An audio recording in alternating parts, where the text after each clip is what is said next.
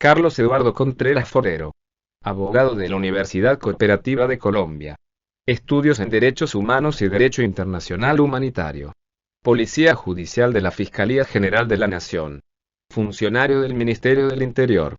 Docente de Seguridad Privada desde el 2005. Ponente en el V Congreso Latinoamericano de Seguridad. Capacitador en la Embajada de Estados Unidos al personal de seguridad en legítima defensa. Nos presente la conferencia Ausencia de responsabilidad penal. Les doy la bienvenida, poder compartir con ustedes. El día de hoy doy el tema de ausencia de responsabilidad penal. Mi nombre, Carlos Eduardo Contreras, soy abogado de la Universidad Cooperativa de Colombia. Como les decía, es un tema de bastante importancia para el sector de la seguridad. Nosotros como personas que laboramos, que estamos en este medio, hemos visto la necesidad de conocer cómo funciona el tema de la legítima defensa. Entonces, para este día quiero plantear el tema de ausencia de responsabilidad. ¿Qué vamos a ver? Primero vamos a definir como tal qué es esta ausencia de responsabilidad penal que encontramos en nuestra ley 599 del año 2000, es decir, en el Código Penal. Vamos a ver los elementos que se exigen para que me admitan una legítima defensa. Primero, ausencia de responsabilidad penal. ¿A qué hace referencia este tema? Existen situaciones donde no va a haber esa carga por parte de la justicia, es decir, que no va a haber la imposición de sanciones. Uno le pregunta a la ley en qué situaciones no va a haber una sanción penal y ella le responde. Ella le dice, no va a haber lugar en las diferentes situaciones, no habrá responsabilidad. ¿Cuándo? Primero, en los eventos de caso fortuito y fuerza mayor. Aquí que vemos que no existe solamente la ausencia de la responsabilidad por legítima defensa, sino, por ejemplo, en casos de fuerza mayor, el caso fortuito. ¿Qué es un caso fortuito? ¿Qué es una fuerza mayor? Algo que yo no planeo, algo que se sale de mi contexto, lo que yo no he previsto. Entonces, por ejemplo, hablan situaciones donde la ley me exonera por una situación de fuerza mayor. Ejemplo, piense usted que estoy prestando un servicio de protección. En el esquema solo hay, por ejemplo, 2 escoltas, un conductor, y somos, por ejemplo, superados en número y en armas. Voy a enfrentar 10 personas con armas de largo alcance. Entonces, ante una situación como esta, ¿cuál es mi objetivo como persona de protección? Evitar que la vida del protegido y la mía esté en riesgo.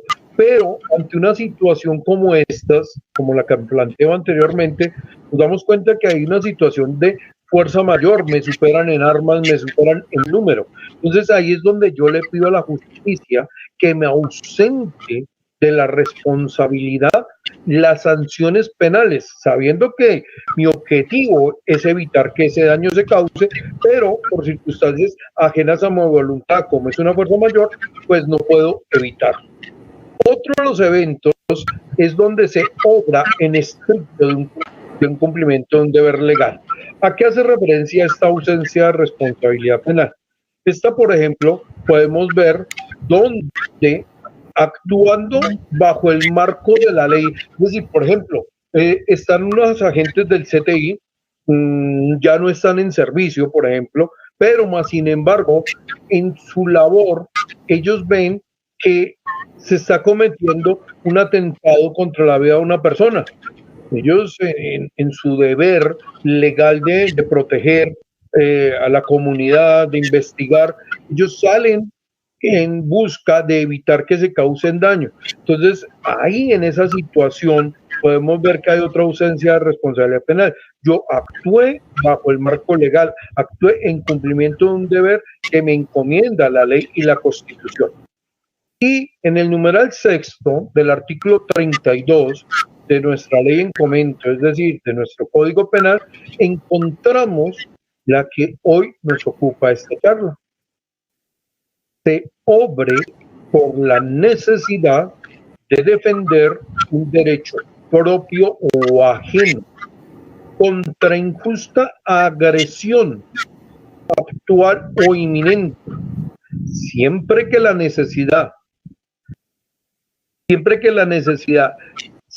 de la defensa sea proporcional a la agresión. Se presume la legítima defensa en quien rechaza al extraño que indebidamente intente penetrar o haya penetrado a su habitación o dependencias inmediatas. Concentramos en ese numeral texto. Veamos. Dice que para que a mí me acepten una legítima defensa, tengo que identificar unos elementos. El primero que yo podría identificar es la necesidad. Dice muy claro, se obre por la necesidad. Esa necesidad, ¿a qué hace referencia? A que nace en ese momento una oportunidad y, como lo dice su nombre, una necesidad de evitar que se cause un daño, de evitar que se atente contra un bien jurídico tutelado. Bienes jurídicos tutelados podemos encontrar, por ejemplo, la vida, los bienes. En este caso, la legítima defensa, necesitamos evitar que el daño se cause. Estamos en la oportunidad de que antes de que se cause el daño, yo pueda hacer algo para proteger mi vida, de defender un derecho propio o ajeno. Este elemento es bastante importante. Cuando hablamos de defender un derecho propio, se refiere a mi propia vida, a mi propia integridad. Pero hay un elemento importante ahí, defender un derecho ajeno. ¿Por qué es bastante importante? A ver, en muchas oportunidades que he dado otras conferencias, he preguntado a las personas que participan en la charla si es necesario que haya un ataque solamente contra el que pretende defenderse. La gran mayoría de personas me dice, sí, abogado, para que yo pueda ejercer mi legítima defensa, la agresión debe ser única y exclusivamente contra mí. Error. No. El derecho que se pretende proteger no tiene que ser necesariamente el propio. Dense en cuenta en el caso de los hombres de protección, hablemos específicamente de los escoltas, ellos protegen las vidas de terceros. Si en nuestro Código Penal, en esta ausencia de responsabilidad, no existiera donde dice se proteja a vida propia o ajena, no podría existir la oportunidad de que él entrara a reaccionar para proteger del atentado que va a ser víctima su protegido. Entonces, dése cuenta que este elemento es completamente importante, defender un derecho propio o ajeno contra una injusta agresión actual o inminente. Por favor, siempre debemos de tener en cuenta estos dos elementos, lo actual y lo inminente. ¿A qué hace referencia lo actual o lo inminente? Que esté sucediendo en este instante, que esté sucediendo en este momento. No sería válido para yo invocar la legítima defensa que reaccione horas, momentos después. No, debe ser en el instante en que se está cometiendo la agresión. Es decir, que nuestra legislación no permitiría que momentos después a que se dio la agresión, yo vaya a invocar este derecho de legítima defensa, queriendo con esto poder defender una situación que ya se presentó, que ya se concretó. A ver, ¿qué sucede? Que hay situaciones, y hemos evidenciado, que por ejemplo, hay un asalto, efectivamente hay una víctima, los agresores huyen del sitio. Ya en su vida y posteriormente, las personas, bien sea los familiares de las víctimas o si la víctima aún no ha sido fatal, esta comienza la persecución del agresor. ¿Qué sucede? A pocas cuadras los encuentran y reaccionan ante lo que les sucedió utilizando elementos como armas de fuego, elementos cortopunzantes, y quieren invocar la legítima defensa argumentando que habían sido víctimas anteriormente de estos sujetos, la legislación no lo va a admitir. ¿Por qué? Porque des en cuenta de esos dos elementos tan importantes, actual e inminente. Es decir, que yo debo reaccionar ante la agresión en el mismo instante para evitar, como lo decíamos anteriormente, que se cause un daño. Ahora, también me dice que siempre debe hacer la defensa proporcionada a la agresión. En este tema sí quiero detenerme. El tema de la proporcionalidad exigida. ¿Por qué quiero hacer énfasis en el tema de la proporcionalidad? Porque equivocadamente todavía algunas personas hablan, piensan que debe haber igualdad de armas en la legítima defensa. Error, error.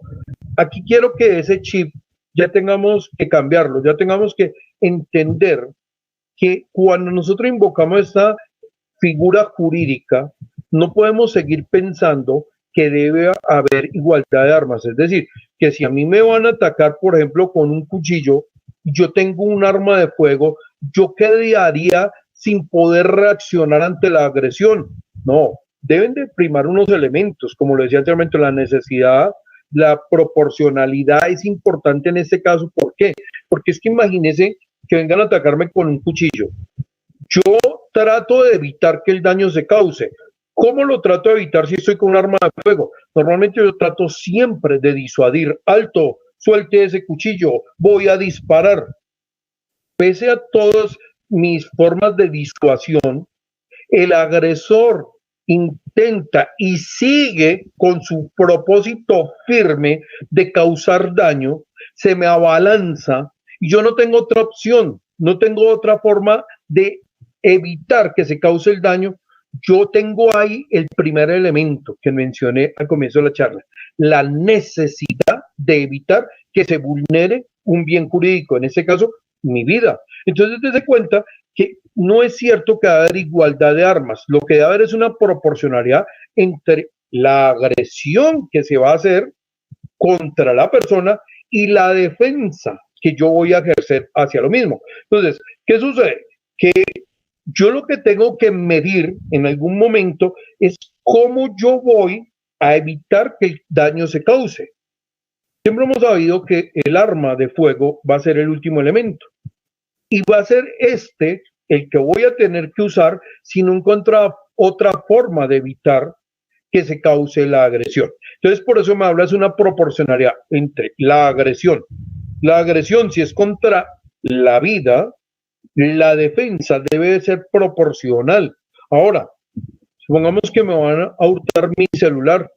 Fíjense que un individuo en una motocicleta me quita, me sustrae, me roba mi celular, huye en la motocicleta, yo estoy armado, esgrimo mi arma de fuego y disparo. Miremos a ver esta situación. ¿Qué sucede? Preventivamente, si las autoridades me requieren, yo voy a explicar lo que sucedió. No, sí, mire, yo iba con mi celular, este sujeto al cual yo le disparé me lo arrebató, me lo robó, huyó en la motocicleta, el ejemplo que estoy planteando, yo estaba armado, disparé para defender mi bien, en este caso el aparato celular. ¿Qué sucede? Ya cuando la fiscalía entra a determinar si presenta acusación, tendrá que entrar a determinar si se logró ese objetivo de legítima defensa en cuanto a qué, en cuanto si hay o no hay esa proporcionalidad exigida. Pregunto, ¿será que es proporcional que yo defienda un bien a costa de la vida de esa persona? ¿Habrá proporcionalidad entre la agresión que pretendía hurtar un elemento y la defensa que fue disparar al agresor? Claramente no puede haber ningún tipo de proporcionalidad.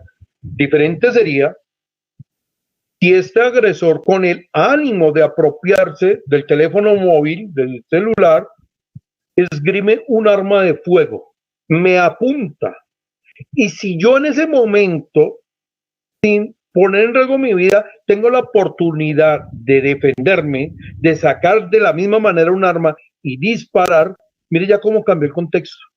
¿Por qué? Porque el primer elemento, que haya una necesidad de defenderse, ahí nació esa necesidad. ¿Por qué? Porque ya no solo es la agresión contra el bien, sino la agresión contra mi vida. Entonces yo tuve la necesidad de reaccionar ante una agresión actual e inminente. Está sucediendo en ese momento. ¿Y dónde puedo yo denotar esa proporcionalidad? En el momento, en el instante que me apunta, que esgrime su arma con el claro objetivo de causarme un daño. ¿Qué sucede? Nuestra jurisprudencia actualmente ha dado alcance a este elemento, que con la simple amenaza de riesgo de la vida yo pueda reaccionar. Muchas personas todavía piensan equivocadamente que debe haber una materialización de la agresión. Es decir, equivocadamente todavía piensan que deben de esperar que primero les disparen para poder reaccionar. Grave error, porque si yo espero que se cause el daño, que me disparen o me agredan, pues ¿en qué momento surgiría esa necesidad de evitar que el daño se cause? Si se trata de la legítima defensa, es anticiparse a que se cause precisamente la vulneración del bien jurídico tutelado, en este caso, pues la vida. Entonces, te cuenta que cuando hablamos de proporcionalidad, ya de entrada, de plano, entramos a descartar que estemos hablando de igualdad de armas. Espero que ese tema lo podamos en algún momento ampliar mucho más, pero con esto dejarles algo de claridad, que no es predicable la igualdad de armas. Por último dice, se presume la legítima defensa en quien rechaza al extraño que indebidamente intente penetrar o haya penetrado a su habitación o dependencias inmediatas.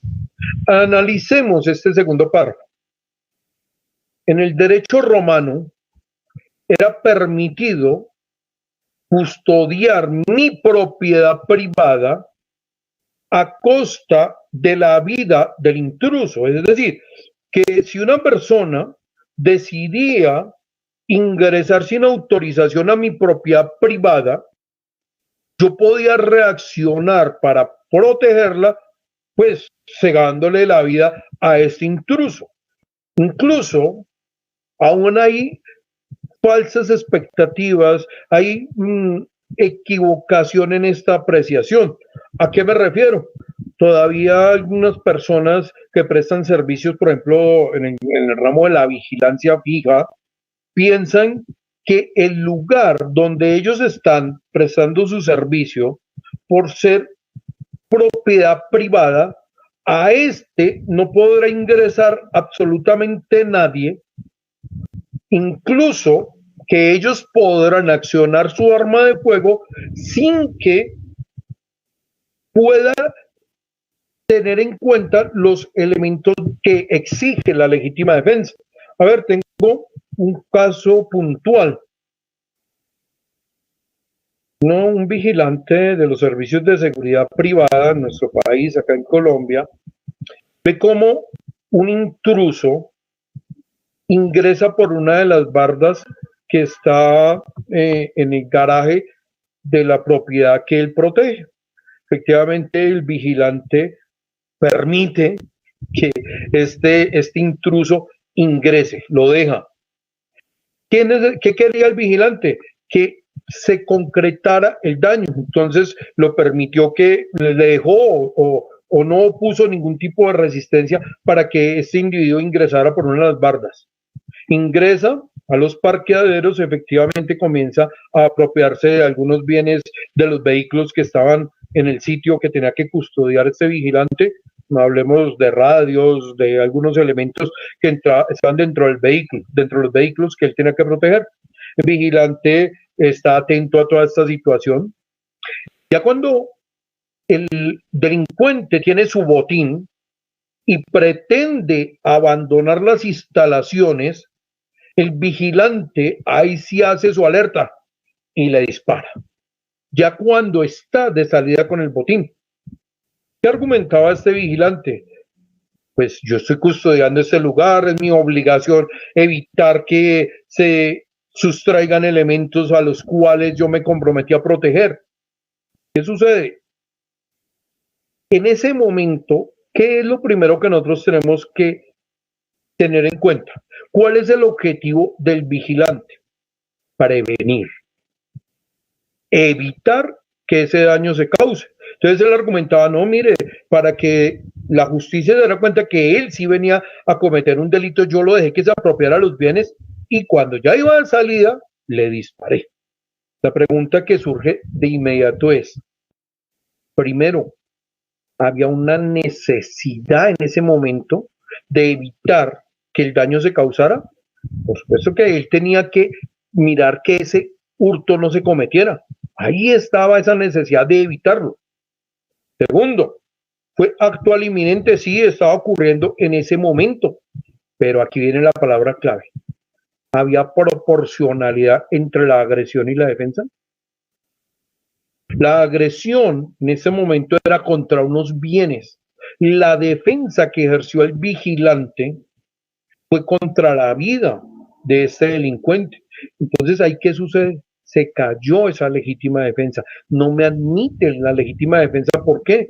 Porque siempre debe ir de la mano ese segundo párrafo donde dice se presume la legítima defensa en quien rechaza al extraño que indebidamente intente penetrar o haya penetrado a su habitación o dependencias inmediatas.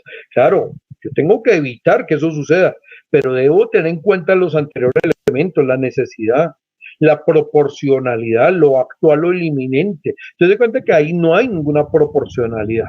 Lo mismo pasa cuando, por ejemplo, hablamos de la propiedad privada, de nuestros inmuebles, de nuestras casas. Yo estando en el seno de mi hogar, en la tranquilidad de mi familia, y efectivamente escucho que por el garaje ha ingresado intempestivamente alguien, yo estoy armado, lo dejo que ingrese a mi propiedad y estando adentro, sin mediar palabra, disparo. Yo argumento, estoy en mi propiedad privada, es mi casa, estoy defendiéndolo de un agresor. Sí, pero de inmediato la justicia va a comenzar a investigar y decir, pero ¿se reunieron los elementos que exige la legítima defensa? ¿Será que hay una proporcionalidad? ¿Había una necesidad de evitar en ese momento, a costa de la vida, que un daño se causara? Entonces, con esto que quiero dar a entender, que la legítima defensa exige unos elementos claros, precisos, y así lo ha visto la Corte Suprema de Justicia. La Corte, en su sabiduría, ha determinado que para admitir la legítima defensa, lo primero que debemos tener en cuenta es que haya una agresión ilegítima. Ese primer elemento, ¿a qué hace referencia?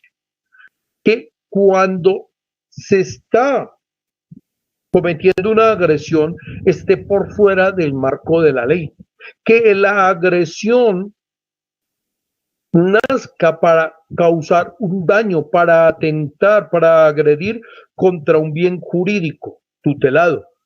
Esos bienes jurídicos son nuestros derechos. Entonces, el primer elemento es que haga una agresión por fuera de la ley. El segundo, que vimos anteriormente, que sea actual, que sea inminente, es decir, que se esté cometiendo la agresión en este instante, en este momento, no posterior. No puede ser la defensa posterior a la agresión, debe ser en ese instante. Que la defensa resulte necesaria para impedir que el ataque injusto se materialice. Punto importantísimo, lo que comentábamos anteriormente. No es válido esperar que se cause el daño para yo poder defenderme. No, es necesario evitar que se atente contra los derechos, contra el bien jurídico. Entonces, esta necesidad de evitarlo es donde me marca que antes de que se cause un daño, yo pueda ejercer mi derecho a defenderme. Pero no sin olvidar el cuarto elemento, que la entidad de la defensa sea proporcionada. A ver, no sería válido que si, por ejemplo, el agresor viene con un palo, me va a dar un garrotazo y yo tengo alguna otra forma de evitar que el daño se cause, yo simplemente reaccione con un arma de fuego. Se da cuenta que ahí vuelve a jugar ese elemento tan importante que hemos estado comentando, la proporcionalidad entre la agresión y la defensa que yo pretendo evitar. Y por último, que la agresión no haya sido, que la agresión no haya sido intencionalmente y suficientemente provocada. ¿A qué hace referencia este último elemento de la Corte Suprema de Justicia? Hace referencia a que no me van a admitir la legítima defensa cuando yo intencionalmente he provocado una agresión. Es decir, que si yo me estoy transando en un combate, en una pelea, y efectivamente yo incité esa situación, ya en ese momento empecemos por lo primero. Estamos por fuera del marco legal. ¿Por qué? Porque estamos haciendo algo que no está permitido por el Código de Convivencia. En el caso de Colombia, nuestro Código de Policía. Entonces, de cuenta que ya en ese momento no estoy cobijado por la ley porque yo decidí enfrentarme a otra persona en un combate. Ahora, yo la provoqué. ¿Y qué sucede? Supongamos que en el medio de ese combate yo me doy cuenta que con la persona que estoy en ese momento disputando esta pelea, transado a golpes, me está ganando en la pelea, me está ganando en el combate. Entonces, yo argumento que como ya estoy perdiendo el combate, yo saco un cuchillo, yo saco un palo, lo golpeo y evito que me siga causando daño. Entonces, yo invoco que obré en legítima defensa. La Corte de inmediato nos manda a decir, no, eso no es válido. ¿Por qué? Porque usted provocó la agresión, porque usted está por fuera de la ley cuando decidió transarse en esa pelea. Entonces, para el tema de la legítima defensa, ya para dejar claridad y sacar conclusiones, lo primero que debemos de tener en cuenta es que exista una necesidad de evitar que se cause un daño. Segundo, que sea actual e inminente, es decir, que se responda en el momento, en el instante que se está causando el daño. Importante que haya una proporcionalidad entre la agresión y la defensa que se ejerce. Entonces, teniendo en cuenta estos elementos, podemos invocar esta figura jurídica llamada legítima defensa. La verdad, el tema es bastante apasionante. Espero en este corto tiempo haber podido aportar algo para, de la manera, el sustento jurídico, las herramientas legales que nos da nuestro Código Penal colombiano de 599 del año 2000 para yo poder invocar la legítima defensa. Quiero agradecerles nuevamente por la invitación a CACEF, a ustedes por haberme permitido compartir este espacio. Ustedes son muy amables y pues estaré pendiente a inquietudes y comentarios. Les deseo un feliz día, muy amables. Muchas gracias.